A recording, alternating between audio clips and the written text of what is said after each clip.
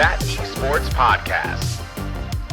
Hello, everyone, and welcome back to THAT Esports Podcast. I am Goldenboy, and it is a pleasure to have you here today with me. I just want to say a few things first and foremost. Sorry for not getting the podcast out last week. For those of you guys who may not know, I was actually in Atlanta, Georgia, filming the Titan games alongside Kerry Champion and Dwayne Johnson. It was a great experience, had a blast with it. I'll be sure to talk about it probably on a Four Heads episode or, on Twitter and whatnot. But it was such a great time, and it was just awesome to be a part of it.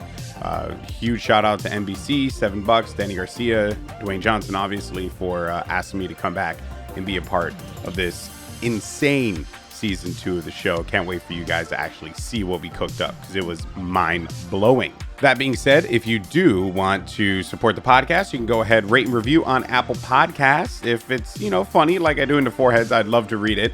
But also just feel free to leave a rating there, and also follow on Spotify, and then check us out wherever you may listen to podcasts around the world. Would really appreciate it, and it helps get the podcast out there. So let's start things off first and foremost with a discussion that I know could rustle some jimmies, and that sounded very boomer of me to say that, but I actually wanted to play this clip. Now, this clip was actually from my friend Fishsticks, who was watching an event. I believe it was Smash Summit, I want to say, and it was coming from Hungrybox, one of the most winningest and most successful players and overall good guy in Super Smash Brothers of all time. And this is what he had to say. Let's take a listen. I know this is probably a shot in the dark, but I'm going to try anyway because there's a lot of people watching.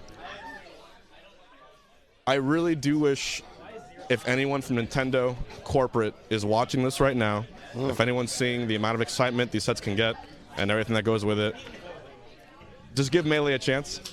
Even if it's just Ultimate, support the Ultimate scene, support the Smash scene in general. You have people day in and day out streaming, making content, competing, going to tournaments, and we do it all grassroots. We have this Beyond the Summit because they raise money, and that's great. But Nintendo, I need to say I love you guys, but you are the only one not putting in resources into the scene. Look at Capcom Cup. Look at that celebration. Look at every other game. Look at Fortnite. This is the step that you're missing, and if you did that... So obviously some strong words there from one of the greatest minds that Super Smash Brothers has ever had, Hungrybox. And that is going to be the focus of today's monologue and what we're going to discuss here, because I think that for far too long, Nintendo has just ignored what's been going on with their game. Honestly, it's been too long. And I don't just mean Smash, by the way. I'm also talking about Splatoon 2, because there is a possibility that Splatoon could have been one of the biggest games in the world. It could have been massive across multiple continents, and they just didn't do anything with it. And I don't get it. I genuinely don't get it. It's free marketing for your game. It makes your game look good. And as a Splatoon 2 fan, it really broke my heart to see how much these players had put so much effort toward making this into a viable competitive title, because it's awesome to watch. And if you haven't had a chance to check out Splatoon 2 competitive yet, I implore you, please do so, because it is so fun. It's such a fun game. It's easy on the eyes. It's good for all ages. It's an easy game to explain, but yet for some reason, Nintendo just squandered this opportunity with Splatoon 2. And I know that they have their versus stuff and they do a few things here and there, but it's just not at the scale that the game should have been given the support. And that is the thing that bums me out about it. And then you look at Smash Brothers and it's the same thing there. And in fact, it's even worse there, because Hungrybox is right. They've invested so much time, energy, and effort into building the Super Smash Brothers community, and it is a multi-generational community, which is the craziest thing about this game, is that it has had no developer support for such a long time, and yet they have such a rich, powerful history and legacy filled with so many storylines and characters, and none of it was from Nintendo's own creation. It was created by the people. The thing that Nintendo made was they made this exceptionally amazing game called Super Smash Brothers that changed the world, honestly, because it's been such a fixture in gaming for such a long time. How many people you know own a Nintendo Switch and play Smash Brothers on a regular basis? That's crazy, isn't it? It's crazy how a game like Super Smash Brothers that has been around for such a long time now, it doesn't matter how old you are, you can enjoy this game. And take a look at Rocket League. Rocket League is a great example of a game that understood what their market wanted and is delivering on it. Could there be things that are a little bit better? Sure. But they are delivering on it. Psyonix did a brilliant job cultivating their esport. And it is an esport that, dare I say, transcends generations and could realistically be one of the biggest games, if not the biggest game, down the line, simply because it is so easy to understand. It is cars kicking a ball into a goal. Easy. Super Smash Brothers is the same thing. It's characters that you know and love, from Mario to Zelda to Final Fantasy to Duck Hunt, and you know the list goes on and on. Pokemon as well. All fighting against each other. Fun, friendly, good for all ages. Splatoon 2. It's a game about painting. Taking your favorite splatter gun or whatever it may be called, your favorite blaster, and painting the ground. And yeah, sure, you eliminate some people, but it's all done in a colorful, fun way that is non-violent and looks just like it's a good time. It hurts me personally because I truly love these games. I play Splatoon 2 on a regular basis. It is one of my favorite games on the, not only on the Nintendo Switch, but it's also just one of my favorite games ever. And it just really genuinely bums me out that this is kind of the state of play for Nintendo titles. They're leaving money on the table. They are leaving money on the table. And you know, maybe it could be a rights issue, because that is a justifiable thing, right? There are a lot of characters in the game, and perhaps Nintendo does not have the legal means to be able to utilize these characters in an official capacity and be able to market against it. Maybe that's what it is. You can also make the case that perhaps, you know, Nintendo Japan, like, they're not really all that privy to esports. And here's the reality. Do they need to do anything with this? No, they don't. They've already proven that with Super Smash Brothers, they just put the product out there and millions upon millions of people would purchase the game because it is a good freaking video game. So people are just going to buy it no matter what. They don't need the marketing. They don't need it. They truly don't. And I get it. And if that is also another reason why Nintendo doesn't want to do anything with Super Smash Brothers, then that is understandable, honestly. What more can you say? Who else are they going to market Super Smash Brothers to? If the argument is always, well, these events are free marketing for them, who else are they going to market? Nintendo, one of the most well-known, well-respected, well-recognized brands in the world, who else are they going to market to? So it makes sense. It makes sense why Nintendo hasn't done anything with it. But that doesn't change the fact that it hurts. As a fan, it hurts. Because these people pour so much effort, time, care, heart, desire into this game. As Hungrybox said, they've put so much effort. They've put so much care into building this phenomenal history that Super Smash Brothers has. You know, the gods, Ultimate, 64, even Project M. And it frustrates me. It truly does. As a fan of just video games, because here's the thing, while this is That Esports Podcast and we do talk about all things esports, I am a fan of video games at the end of the day. I play so many games. I love video games so much, and I just want to see things like this, you know, succeed. And look, Super Smash Brothers is going to continue to succeed with or without Nintendo.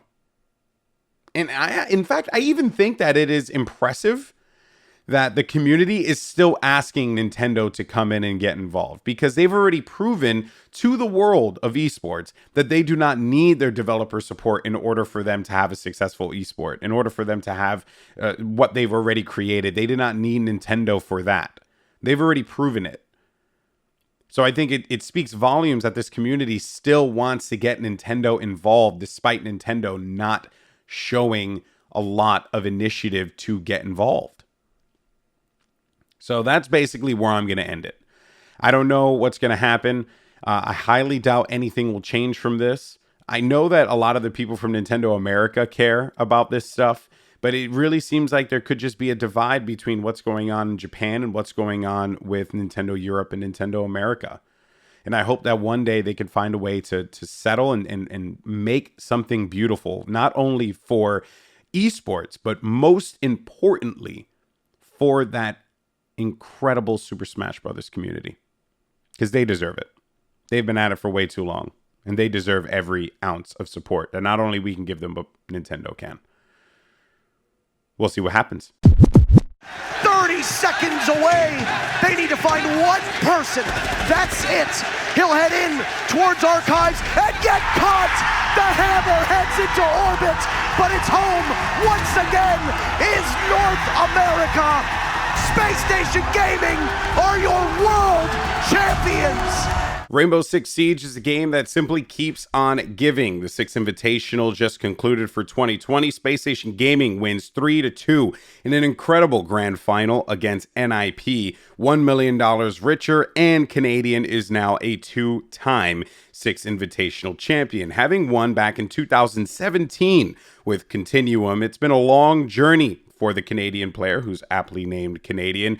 He's been through many ups and downs. He had a second place finish with Evil Geniuses for the Six Invitational 2018, and then didn't really go all that well at Six Invitational 2019, finishing 5th through 8th. But today, the day belongs to the North Americans, who raised the coveted Sledgehammer Trophy over their head. But let's not take anything away from NIP, who had honestly just a jaw-dropping road to get up to this point. So first and foremost, NIP had an interesting road to get up until this point. In Group C, they ended up winning their Group 2-0, toppling the likes of MIBR and Team Liquid. But then they made their way to the quarterfinals, where they were swiftly defeated by TSM, who were poised, in all honesty, to march on forward to the grand finals because they were looking that damn good. Then you had NIP make their way to the lower brackets. That's where they ended the Cinderella story of G2 Esports, who won their group in Group D, getting that invitational spot that some people felt like was a tad controversial, but I don't think so. I think G2 certainly deserved their spot here. Then following with that, they defeated Dark Zero 2-0, and then BDS Esports 2-1. And then they finally got the revenge against Team Solo Mid, winning 2-0 in the losers finals. But it would be the grand finals where NIP's run would end, and what a end they had, because to lose 3-2 and needing Thinking Nate and Rampy to clutch up at pivotal moments was probably the difference maker in that grand final. A clutch will need to be had, or Space Station stare down match point. Patiently, the clock almost at half. Spam marks from Kamikaze. A pre-fire will come in, Thinking Nate on 1 HP. Will the Thermite be able to clutch? No! Plenty of time! No match point for Ninjas in Pajamas! Had it gone a different way, it could have easily have been NIP winning the $1 million and hoisting the trophy over their head. But unfortunately, it was not. This, though, shows great growth for the region. NIP has done a brilliant job of cultivating a Latin American roster, Brazilian team. You also have the likes of Team Liquid and MIBR, and it's safe to say that Brazil in Rainbow Six is as strong as ever before. And that leads me into the new structure for for Rainbow Six Esports moving forward. So following the Rainbow Six Pro League finals in May, Rainbow Six will actually divvy things up into multiple regions. The Asia Pacific region, which has seen a lot of success, especially with teams like Norengu making names for themselves. But most importantly, you have teams that are coming out of the woodwork, folks like Fnatic, for example, that are playing out of Australia. This is going to be a great opportunity for that region to continue to get more growth. So we're going to see Asia Pacific divvied up into one region. Europe, obviously, will continue its strong system of a 10-team league with an expanded version for the region's current structure. So think something similar to League of Legends. Then you have Latin America. As I had mentioned previously, Brazil had 3 very competitive teams that were at the Six Invitational. This will highlight Brazil, Mexico, and South America. Mexico will move to an offline structure, while Brazil's top competition will expand from 8 teams to 10. So that's going to give more opportunity for Brazilian teams, and it continues to show that commitment that Ubisoft has to Rainbow Six in Latin America. And then North America will actually split off into different divisions for the US and Canada. Now, there weren't a lot of details regarding this, but it seems as if we're going to get an offline league. I could be wrong here, but I think we are going to get an offline league, a LAN league for Rainbow Six, and I'm just excited for that. I think that it is about time. This game has proven that it is not only a top contender in Tier 2 esports, but dare I say it could start to punch above its weight class into the Tier 1 esports structure, and it is very clear that that is what Ubisoft is trying to do. And it's incredible, too, this commitment that Ubisoft has had to their game, and it's really, really paid off for them. So this is going to be an interesting year for Rainbow Six Esports. I want to see what's coming along the horizon. And hey, personally speaking, I hope that I get an opportunity to work another Rainbow event again, because I genuinely did have fun at the Raleigh Major. And for some reason, people seem to think that I was so bothered by folks being hating me online. It's the internet. People are going to hate you anyway, baby. That's just how it rolls. But I'm excited for Rainbow Six nonetheless. And for more information, make sure you check out all of Rainbow Six's esports social media channels and all that good stuff. And again, congratulations to Space Station Gaming, your Six Invitational 2020 champions. From Rainbow Six, we head on over to the city of brotherly love for some Overwatch, because the Philadelphia Fusion hosted their first homestand, and I think that this was a significant homestand for many reasons. One, we had to see if whether or not people were interested in attending events beyond just the opening weekend in New York City and Dallas, but also it was going to give us a good opportunity to see maybe not our most popular teams in the league compete against one another. Houston Outlaws obviously being a popular squad, but when you compare them to the likes of the Seoul Dynasty or the New York Excelsior, there are certainly other squads out there that have garnered a lot of community love. And now the Houston Outlaws, we'll get to them in a little bit. Today, the day belonged to the Philadelphia Fusion. They ended up defeating the Washington Justice 3-1. Folks thought to themselves, could the Justice really be that good? And I think the answer is yes, they are that good, but the Fusion were just a little bit better that day. Having that 7th man, the crowd behind them as they were playing. I had a chance to speak with Poco on stage, and he said that it was an incredible experience. And I think it's safe to say that when you're playing at home, that whole vibe, it just uplifts you in a way that you simply couldn't do at the Blizzard Arena Los Angeles. But about the Washington Justice, this team is good. They are the real deal. And I think that a lot of people need to pay attention to what this team can bring throughout the season. Can they win a championship? I don't know. But do they have the tools to win a championship? They certainly do. I think that duo of Stratus and Corey is fantastic. I think they have a lot of great synergies going on with them. And you saw it in that Washington Justice Houston Outlaws matchup. Washington just looked better. They looked like an elite team. Houston Outlaws need a lot of work. And I think that, Flame had mentioned previously that they're going to, take some time to gel together, but also they weren't feeling all that well. He mentioned that on social media. I just think that the Washington Justice at this point in time, they're simply just a dominant squad. And then the Philadelphia Fusion ended up fighting against the Florida Mayhem on stage for their final match of their homestand. And again, it was the Philadelphia Fusion in commanding fashion, 3-0. The Mayhem, though, do look good. I do want to say that. They look better than in the previous 2 seasons. Obviously, it is a full Korean roster. They're revamped. There's a lot of talent there. And I think that the Mayhem have the potential to put together a winning season. But the schedule is going to be the difference maker for the Mayhem and also for the Fusion, because going into the Washington Justice homestand next weekend, and by the way, if you happen to be in attendance, make sure you come through and say hello, because I will be hosting and emceeing. Philadelphia Fusion will go up against the New York Excelsior, who many are saying right now could be the best team in the league. Are they? We'll see. They have obviously some ups and downs that they got to wrestle with themselves. I think they were a little shaky in their London Spitfire matchup, but that is going to be a great test for both teams, and it is going to give us an awesome indicator on how the pendulum will shift for OWL for that weekend. Lots of good games on the horizon there. Speaking of good games, we're also going to see Boston Uprising versus the Houston Outlaws. A big game for the Outlaws, who are down 0-2 currently. Boston wants an opportunity to be able to silence everyone and say, listen, we have the potential, we have the capability, we put a good roster together. We want to topple the Houston Outlaws. Is it going to give us a good indication as to where these teams are skill-wise? No. I mean, I think, both squads are kind of, middle of the pack right now. But I do think the Boston Uprising, they have a lot more to prove than the Outlaws, because this will be I think this is going to be their second game currently, because they are down 0-1 in this season. Yes, they are losing to the New York Excelsior, who, again, the Excelsior are obviously a really, really strong team. We're also going to see the London Spitfire take the stage once again, and they will be going up against the Washington Justice.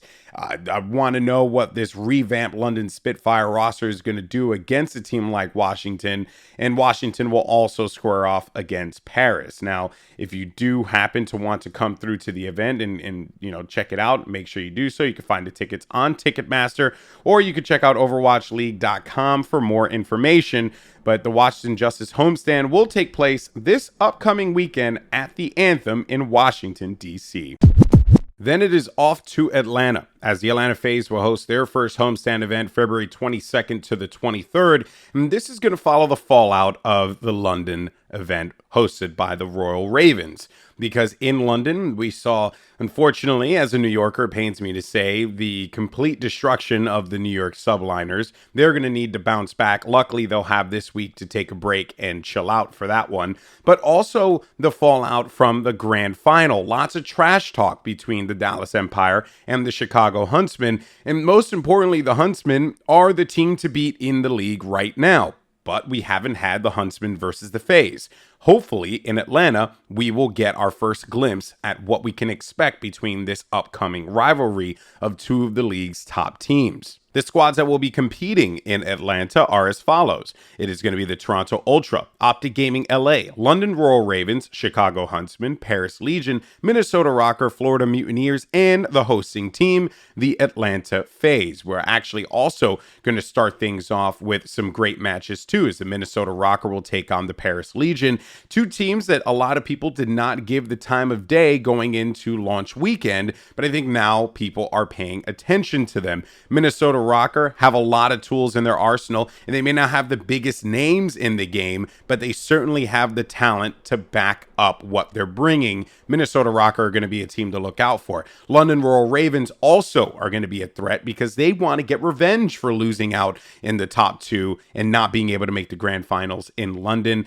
They are going to face off against the Florida Mutineers. That should be an exquisite matchup as well, to see how the Mutineers are really going to begin to put together a roster that can compete with the upper echelons of the league. While it is just the beginning of the season, the current standings show that the Chicago Huntsmen are leading in the CDL with 70 points. They've played one event. Obviously, launch weekend does not really count, but they are the champions coming out of London. Paris Legion will be right behind them at 40 points, and Dallas Empire at third. Despite Dallas Empire coming in to the event in second place and losing to the Huntsmen 3-0 in the grand finals, the Empire are actually looking like a pretty solid team. You want to talk about one of the biggest turnarounds you could possibly imagine from launch weekend to London. It is impressive to see how much progress this Dallas Empire team has made. And I'm not, going to be one of those people that is going to count out what this squad is capable of. Any team that has Crimsix and Clayster in the roster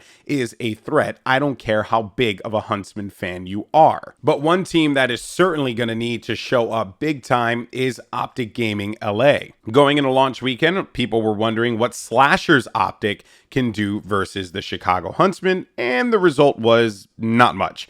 They unfortunately did not look well coordinated, well synchronized, and the Huntsmen simply just ran circles around them. Optic Gaming LA will continue to have a hard time because when they make their way to Atlanta, their first matchup will be against the FaZe. The challenge there obviously being that while Atlanta FaZe currently in the standings are in 5th place with 20 CDL points and no events played because this will be their first event coming up, many are considering the Atlanta FaZe to be the best team in the league alongside the Chicago Huntsmen. We will hopefully get a glimpse of what the Huntsmen and the FaZe can both do, and hopefully they play against each other in Atlanta, and that will give us an indication. They are separated in groups, so we'd have to wait till bracket play to see that one come to fruition. But Optic Gaming LA are going to have an upward hill to climb. It is not going to be easy for them. Some teams, though, that are going to get some much needed rest will be the Dallas Empire, the Los Angeles Guerrillas, the New York Subliners, and the Seattle Surge.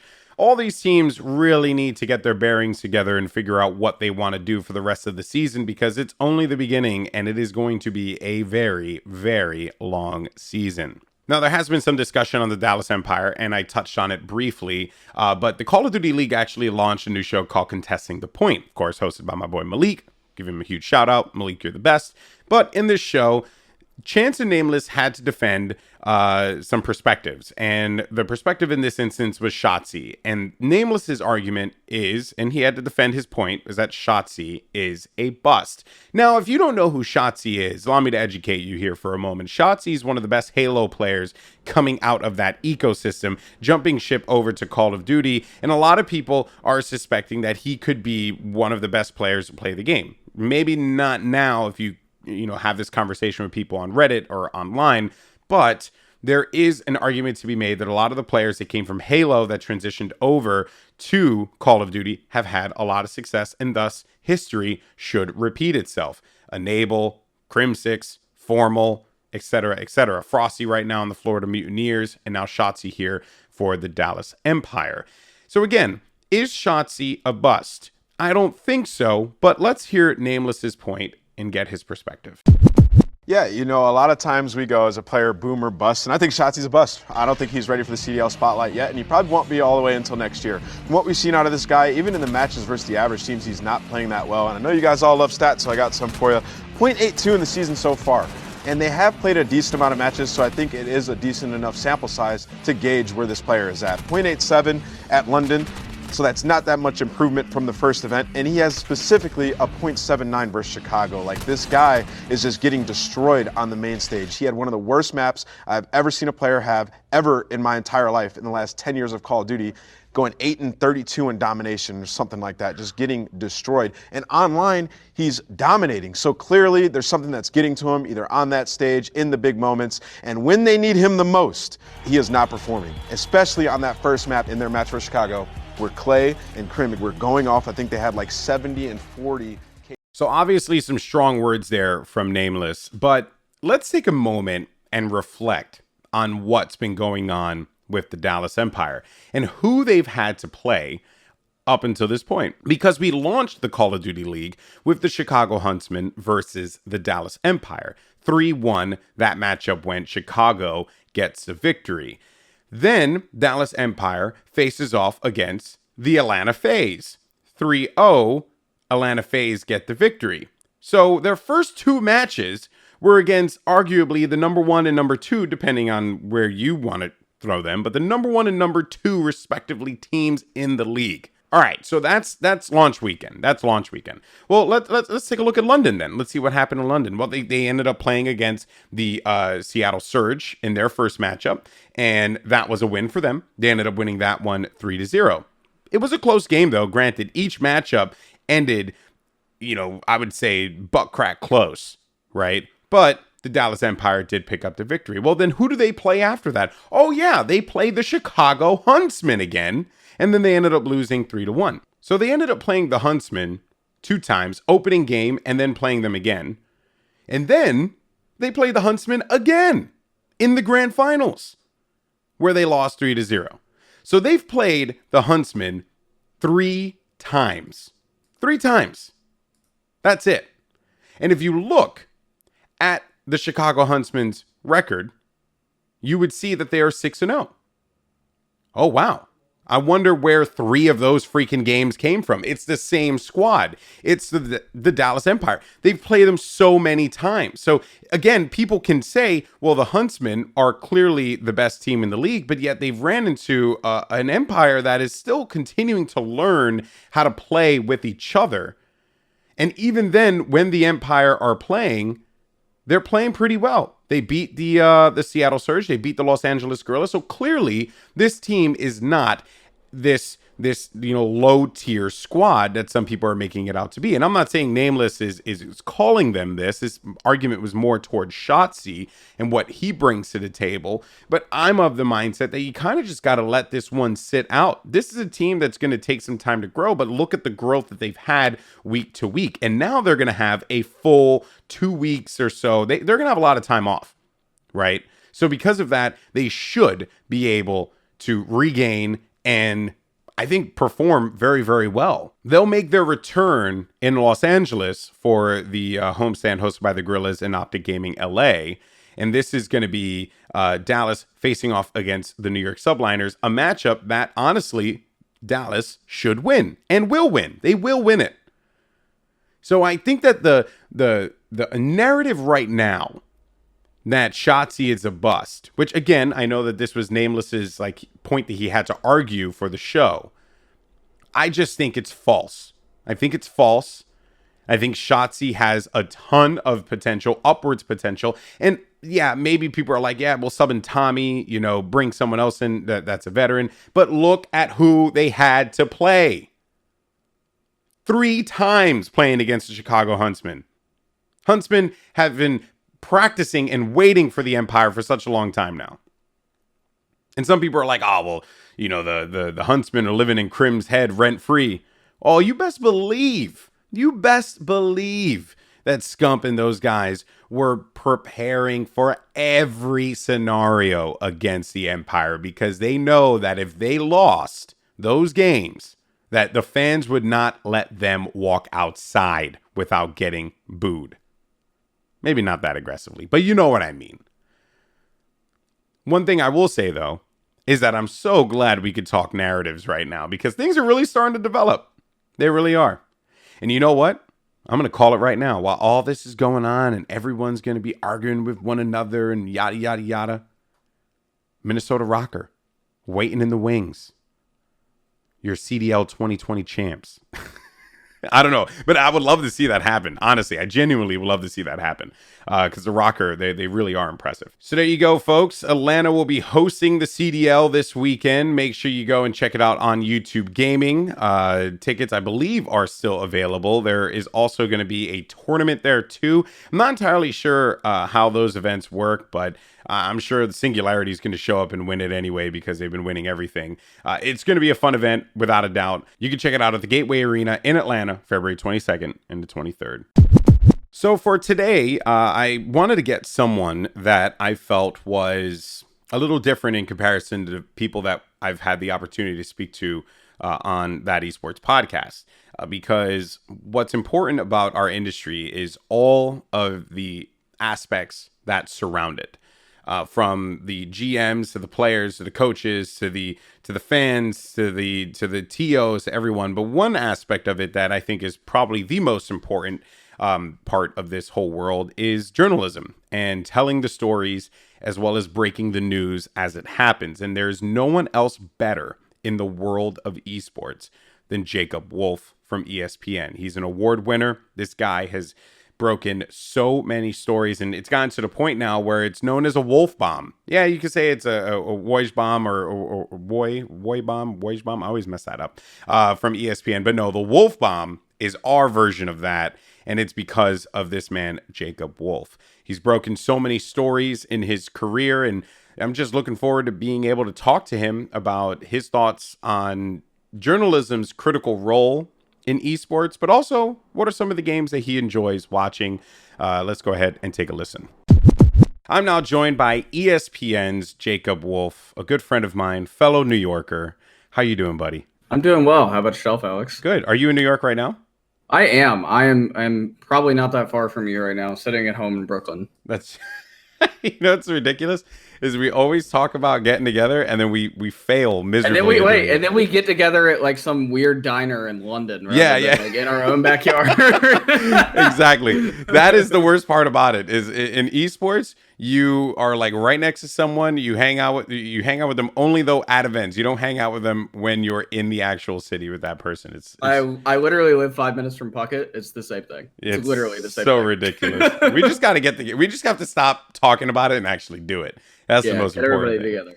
Together. Well, so I wanted to have you on here because, one of the things that that I think I talked about it in the show was that esports is so many elements, so many aspects that just come to create this amazing combination of beauty that we have in this world, right? In this delicious niche known as esports. Journalism plays a massive, massive part in that whole ecosystem. And the reason why, and I had mentioned the wolf bombs previously, that has kind of become synonymous with esports. You breaking down these crazy roster moments or groundbreaking news, whatever the case may be. Firstly, how do you feel about the fact that you got coined with the wolf bomb? Because that's pretty awesome. And then two, how do you feel journalism impacts what we do here in esports? Yeah, so it's kind of funny. Like the Wolfbond thing was certainly not self-imposed. The first time I remember someone using it was Nick Fan, who is general manager of FlyQuest now. Mm-hmm. And Nick and I are both very large NBA fans, super into the league, and obviously. My colleague Adrian Wojnarowski, his thing is the Woj bomb. Yeah. When he drops news, and so people just started calling it the Wolf bomb. I guess it's only 2-letter difference. That's a pretty cool term of endearment, though, right? It totally is. And we I was a little worried because I don't want to feel like I'm trying to walk in the shoes or step on a colleague because I really respect Adrian and think what he does in the NBA is really great and pioneering in a lot of different ways. I think it's really funny, and we've played into it actually in our free agency show teaser. Mm-hmm. In November. We had me because I actually did my studio was his studio, actually, the Woj and Lowe studio in Bristol. Yeah. And so I walked into his studio and slapped ESPN or slapped the word esports written Sharpie on a paper over his logo, and then it in the post production. One of our producers put the ESPN logo next to the awesome thing. And I misspelled it intentionally, the E capital S sports. Oh.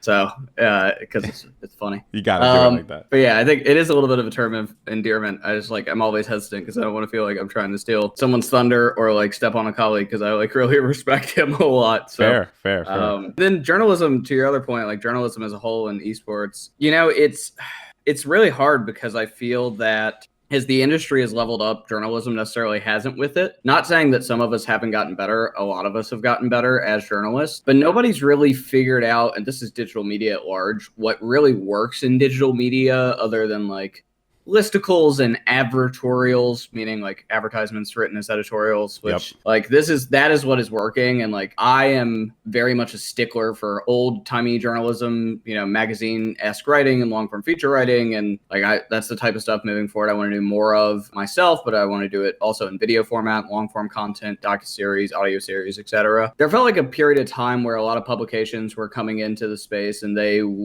thought that they were going to make money quick.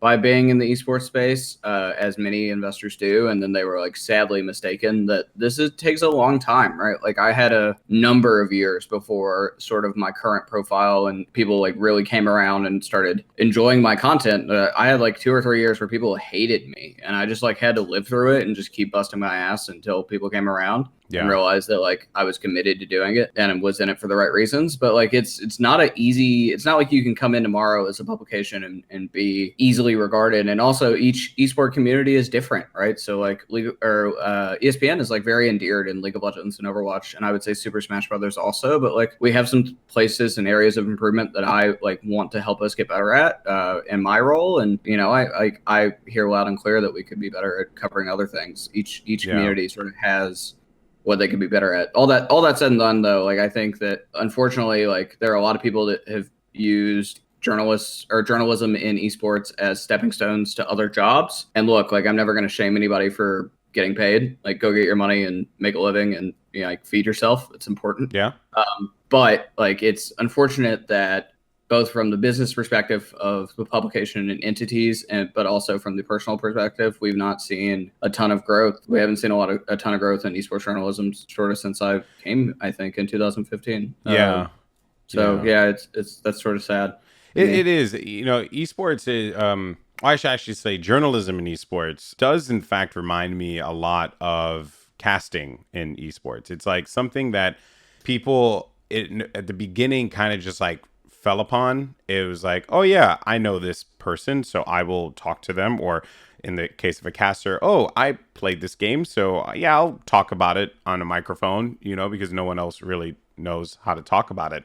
And then with casting, it just changed into its own thing, right? But you said that there is people oftentimes use it as stepping stones, and it was kind of sort of like that for a while and a lot of casters back then. Like I remember people in Call of Duty would like, it was the joke was like those who can't play coach and those who can't coach cast or something like that was kind of like the joke. Probably butchered it. They would then like try and pivot out of it and go into you know, like general managing or whatever the case may be. There certainly has been a lot of back and forth. I think that just creates it just goes to show like how this industry though can transform, because now like people are just foaming at the mouth to be a caster, right? And I wouldn't be surprised if that ends up happening to journalism as well. It's just something, as you said, will take time. I definitely think that there are a lot of people that want to be sports journalists, and like I fully acknowledge that part of the reason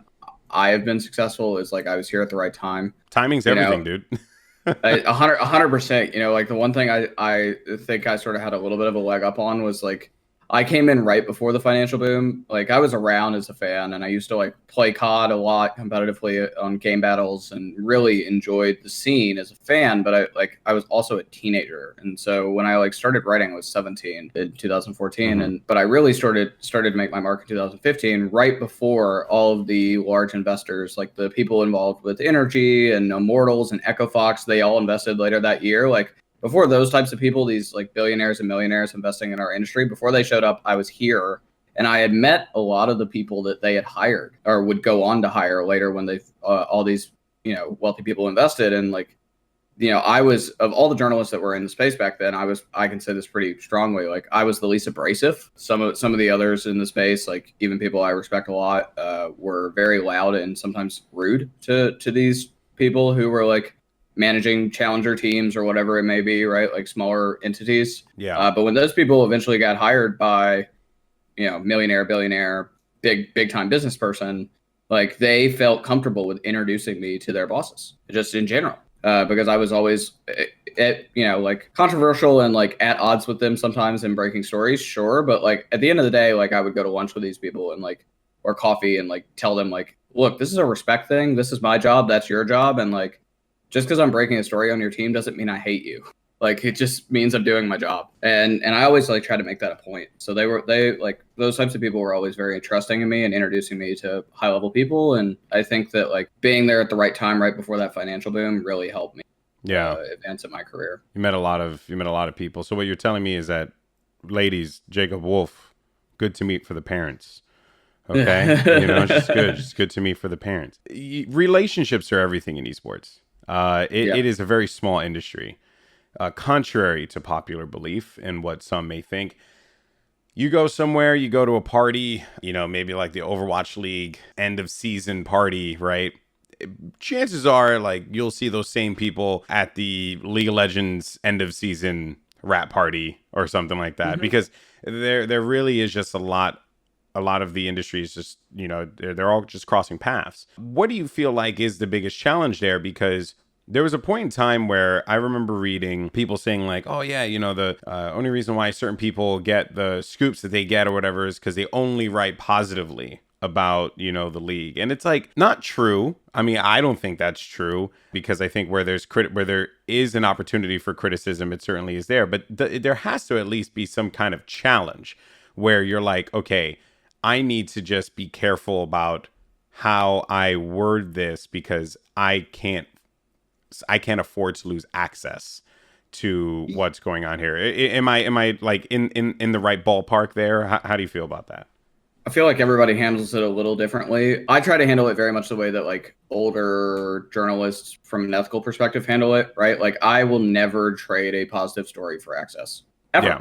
Right? Like, you give me access and I have the control of the situation and what is published, or my editors do. And I have never been one to go like, oh yeah, I'll write a nice story to you or for you if you like, look, like, I've seen journalists literally take vacations with teams that are paid for by the teams. That is so unethical and like just bad. Like it like kind of makes me a little sick, to be honest. I know like I was critiqued for people like thought that because ESPN had a relationship at one point in time with the Overwatch League that I like couldn't be critical of the Overwatch League, and like that's just not true. Like, you and I talked during that period of time, and like I've always been critical of the Overwatch League because I think there are certain points in times where like they mess up. Where I give them a lot of credit is like they did sales in a way that none other did. Like, they were the highest selling entity from a sponsorship standpoint compared to any league in esports. Yeah. Whether that was on false pretenses or not, that's a different conversation. But in terms of still got the check signed. The raw numbers, they still got the checks, right? And so like they deserve some credit for their salesmanship. Hell, even yesterday I made a tweet. Somebody was like talking about Flashpoint and paying $2 million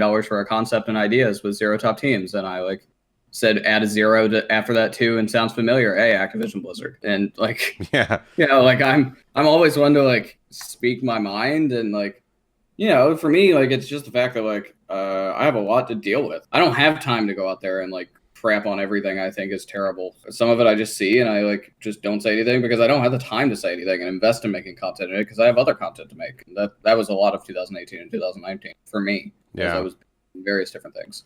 Yeah. But to your point, like, I think it's about setting up respect, right? Like, I am always one that always just like tries to remember that these business people, whether you're critiquing them or praising them, like, they're humans, right? And to that point, like, you want to make it known that like, even when you're critical of them, you still respect them as human beings and respect their differing opinion, and that it's not a personal thing at all, right? Like, critiquing their business or critiquing what they're doing is not, unless it truly is in the way that you're phrasing it, it is not a personal thing. And I think that that's really important to reassure people of that.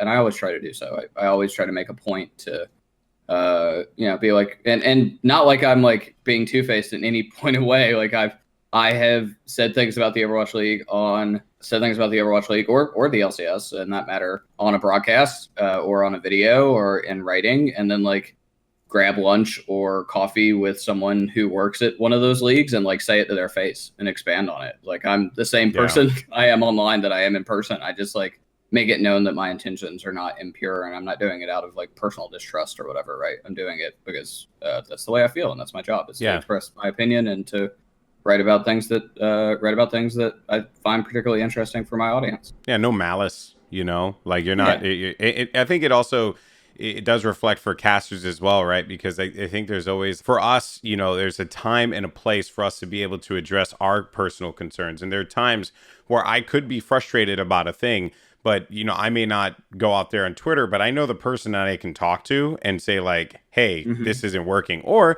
if it's something I don't agree with, and I'll say it on Twitter, I have no problem saying it there as well. It's always like it's a fine line, it truly is. And we are in such a easily accessible industry, especially in comparison to what you see in sports, because we are so directly critiqued And we are so active within our own communities that you don't really see that in pro sports. Like basketball players and football players, even the people that report on them are nowhere near as active on social media as we are, because we come from that generation of individuals that use Twitter not just as a means to like have conversations with others, but as a means to vent or a means to just share, right?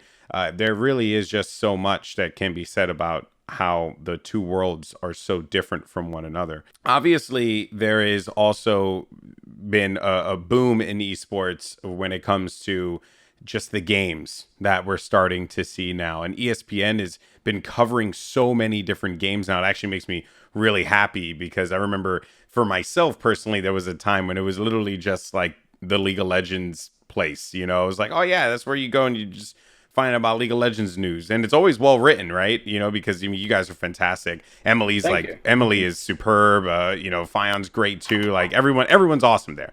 Right. You can tell that there's just a lot of care put into it. But now you guys are starting to really expand and grow into different areas. What is one game that people may not know that you personally enjoy? Because there's a lot out there. Is there any like diamonds in the rough that you kind of wish you can cover for ESPN? I mean, I wish I enjoy playing it a lot from a coverage perspective. It's just like time management. It's not that like we've covered it at ESPN. Hell, we like ran events for it last year also, and that's Apex Legends. Like I actually really, really like Apex Legends. I just I'm so pulled in so many different directions, right? Like I find my role at ESPN and sort of my job to be multifaceted in the fact that I need to be able to cover anything. Yeah. Right. So I'm working on some stuff right now in Tekken and others that I don't play Tekken, but I'm passionate about the story, and I can be passionate about the people I'm writing about and not necessarily be super into the game. But for me, the games I'm really into right now, League of Legends, and by extension TFT and Legends of Runeterra are great. Apex Legends, Call of Duty, and Super Smash Brothers. Those are the games that get me going. And Counter-Strike too. I am generally have always been interested in Counter-Strike Go, but I am even more so interested right now with what's going on with Flashpoint and ESL Pro League. So expect to see more. That's a whole episode in itself, man. Yeah. I feel like we could talk forever about it, but so expect more Counter-Strike content from me for sure. I definitely think to your point about ESPN, we have 3 of the best League of Legends writers in the world, and so it's really easy to write about League of Legends because I'm that's where I got my start as a reporter, and that's where Tyler and Emily both got their starts as feature writers, or at least made their names as feature writers. I know they've written about other things prior. Yeah. So it is easy to because we're comfortable there, right? And we don't have to, from a time commitment perspective, we can tell you a lot of things about the game because we played thousands of hours of the game. Yeah. But I would say we came under new management in November, and we have certainly we're being challenged to expand. And I've always been interested in a bunch of other things. Smash is probably one of my favorite game series ever. Yeah. But yeah, I certainly think the coverage we're doing across the board is definitely expanding. We've probably seen a lot more Call of Duty content on our platforms. So we're doing a coaches poll for Call of Duty and Overwatch now. And I've helped a little bit with some of those. I'm happy about it. It's been a resource thing, man. Right? When I started, it was me and Tyler and Darren, and now we have 13 people who work 50% or more on esports every single day at ESPN, and 11 of those people are full-time esports. Unreal.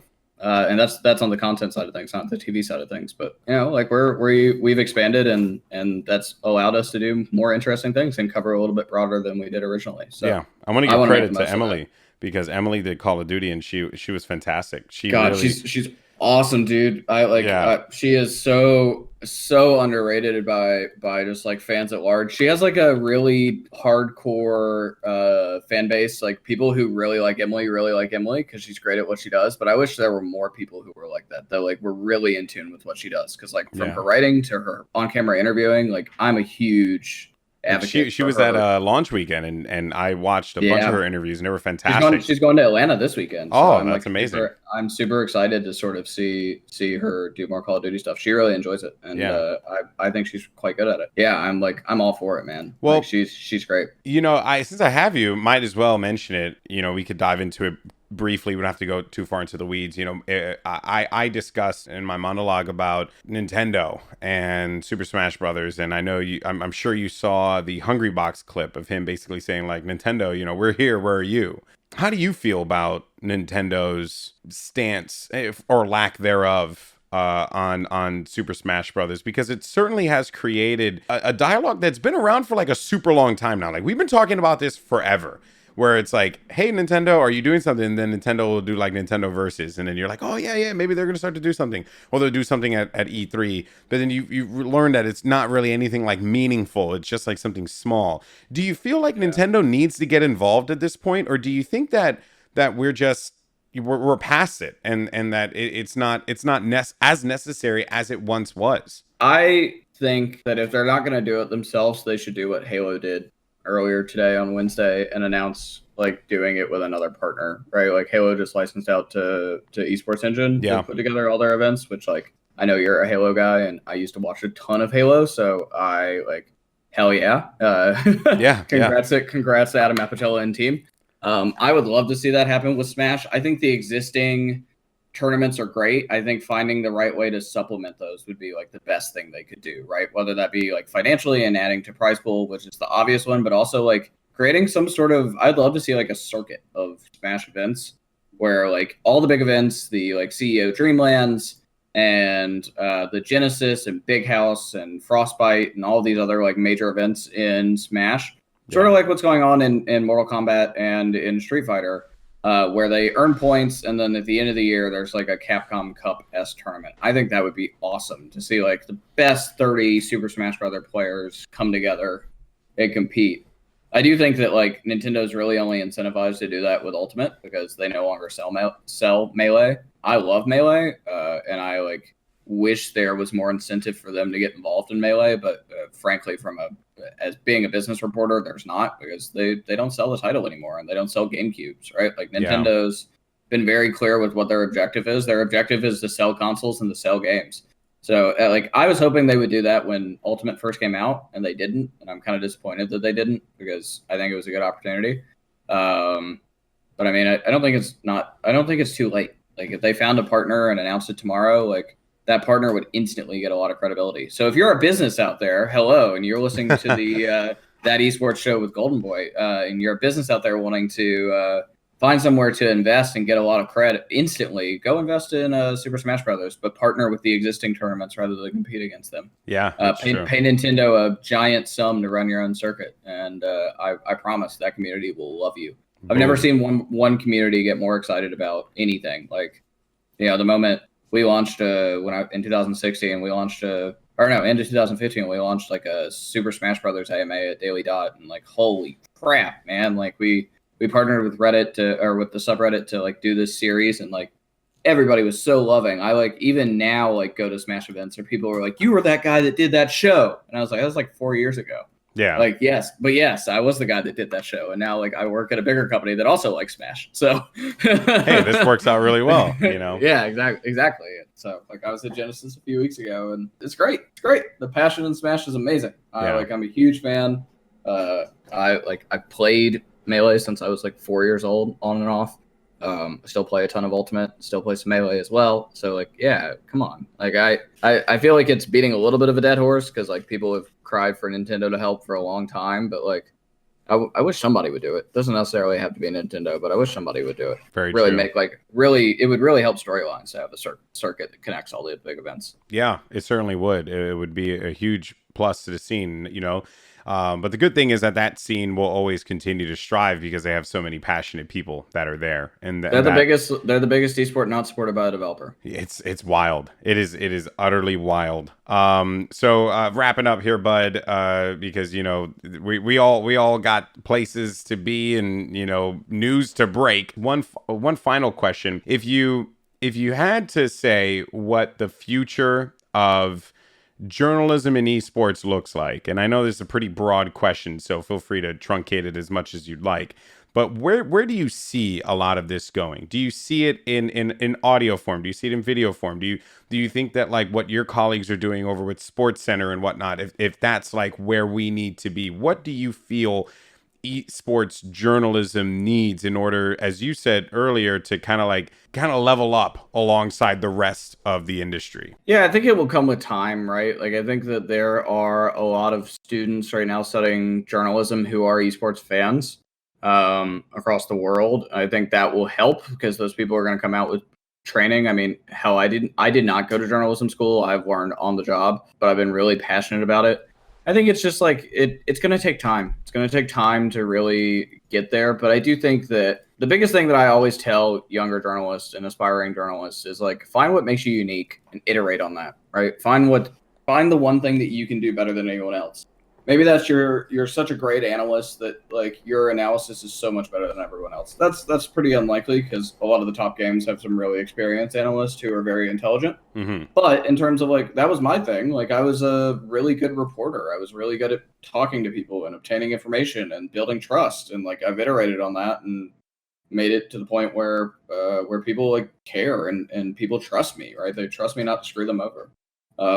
And so, yeah, I mean, that's the thing. I think that it's like being patient, for me, like I am wholeheartedly committed. If I made a tweet tomorrow that I was looking for a job and wanted to be like an executive, I think several esports teams or leagues would approach me to do so. But I don't want to, because I feel like a huge personal obligation to esports journalism and bettering esports journalism, whether that be by helping out other people or by like doing what I'm doing at ESPN and trying to like set an example for coverage and iterate on that. I feel super committed to doing this, and I like hope other people are that passionate as well. I know some who are, and I think it's a matter of time. And until somebody finally figures out the business part of it, I think literally everyone's trying to do that. Yeah. And it's going to take some innovation. It's not going to be the same old, because the esports audience is not the same as the sports audience or the tech audience. It's a whole different type of consumer, much younger consumer, and the way that the way that the esports audience works. I mean, they really have a high expectation for content. So I do think it's being patient. Being patient is a big thing. Yeah. As much as we have grown in the last few years, there's still so much work to be done. But you have certainly helped lead the charge in that one, bud. And not only do I look forward to seeing what you do in the future with whatever new projects you have coming along the horizon, but I also think, you and I, as both just fans and lovers of esports, just can't wait to see what the future holds for this entire industry. I agree. Yeah. So thank you so much, pal. Really appreciate it. Check out Jacob Wolf on Twitter. It's just Jacob Wolf, right? I believe. Yeah, super easy. Thank you, Rishi. Thank you, Rishi Chadha at Twitter for helping me out a couple years ago. That's subtle. That subtle shout out. But yeah, so check out Jacob Wolf on Twitter. You can catch all his stuff on ESPN.com. Find the esports section. There's a lot of good content there. Thanks again, bud. Once again, huge shout out to Jacob Wolf for joining me on That Esports Podcast. It's a pleasure to talk to him and also to get his perspective on journalism's place in this world of esports. But that's going to do it for me today. Thank you so much to everyone who tuned in to listen. And if you happen to enjoy That Esports Podcast, make sure you rate and review on Apple Podcasts, follow on Spotify, and also feel free to endorse us on whatever podcast platform you choose to listen to your audio goodness. Thank you so much, and we'll see you on the next one. Peace.